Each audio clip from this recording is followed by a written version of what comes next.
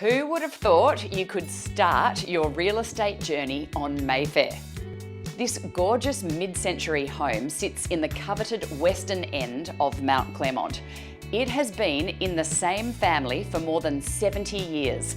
In fact, the owner built it himself and was a prominent builder in this area in the 1950s, 60s and 70s. The home itself has lovely character features, high ceilings, Jarrah floors, and a surprising amount of accommodation.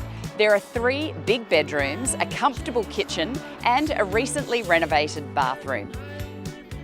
And to top it all off, there's this gorgeous backyard, which has the perfect amount of space for the kids to roam and for your family to gather. I'm Kate Gale, and I'm honoured to present this property to you.